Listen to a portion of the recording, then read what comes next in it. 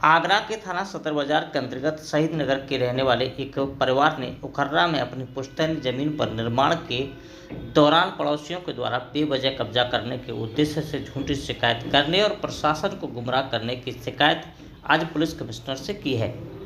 पीड़ित परिवार का आरोप है कि पड़ोस के रहने वाले कल्पना शर्मा, जयवीर सिंह, रमेश चंद्र शर्मा, महेश राजपूत और मनवीर तोमर उनके पुश्तैनी जमीन पर निर्माण के दौरान कब्जा करने के उद्देश्य से झूठी शिकायत प्रशासन में कर रहे हैं। वह सरकार को भी बदनाम करने का काम कर रहे हैं। उनका कहना था कि लगातार शिकायतों के बाद एसीपी सदर ने दोनों पक्षों को बुलाकर के वार्ता कराई थी, जिस पर उपरोक्त आरोपियों द्वारा अब पुनः किसी प्रकार की शिकायत नहीं करने की बात कही थी।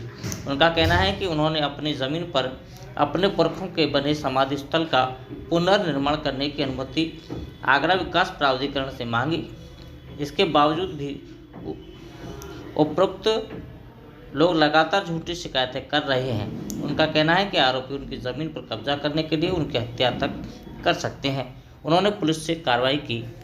नाम परिचय बता दीजिए आप। बंटी ठाकुर, निवासी राजपुर। अच्छा, क्या मामला है, किस की शिकायत आपने किया सीपी साहब के? ऐसा है कि एक राजपुर चुंगी पर जो सिंगल बंधु परिवार रहता है और कई वर्षों से वहाँ, करीब 100 वर्षों से वहाँ उनका निवास है और उस निवास में ही करीब 125 वर्ग गज में ये निवास करते हैं। उसी में एक समाधि बनी हुई है जो इनके चाचा की है और उसी में एक सत्संग भवन भी है। तो उसी का जो है जीर्णोद्धार करके जो है उसे निर्माण कर रहे थे। तो वहाँ के स्थानीय कुछ लोग हैं जो इनको बार बार परेशान करना और जो है वहाँ से जगह को खाली करने का जो धमकी देना, ऐसे कुछ लोग हैं जो धमकी दे करके इन्हें भगाने का काम करते हैं। या फिर वो कहते हैं कि जो है तुम अगर इसमें निर्माण थोड़ा सा भी कर रहे हैं तो आप हमें पैसे दो। जैसे वहाँ कल्पना शर्मा है, ठाकुर जयवीर सिंह है, एक महेश राजपूत हैं और जयवीर सिंह जी के बेटे हैं मनवीर तोमर। ऐसे लोग जो है आए दिन कई विभागों में शिकायत करते फिर रहे हैं कि वहाँ जो है भूमाफिया किस्म के लोग हैं जो ज़मीन कब्जा कर रहे हैं। उसमें मेरा भी नाम उन्होंने दिया है। तो आज पुलिस आयुक्त साहब को जो है ये अवगत कराया है कि वहाँ पर हम लोग जो है ना उसे ज़मीन से कोई लेना देना नहीं, कोई कुछ नहीं, सिर्फ इसे संगल परिवार का जो है सहयोग कर रहे हैं। इसमें अगर भूमाफिया बना रहे हैं या ऐसा कुछ कर रहे हैं तो आप उसकी जांच करा लीजिए और जो भी लोग इसमें दोषी हैं उन पे हम सख्त कार्रवाई करेंगे। और जो है जो पिछले 2 दिन से जो मीडिया में चलाया है, वायरल किया है, जैसे एडीए ने वहाँ बिना नक्शा के जो है सील लगाया, तो हम लोगों ने उसके लिए कंपाउंडिंग के लिए दिया। एडीए में पहले से भी एप्लीकेशन दे रखी है।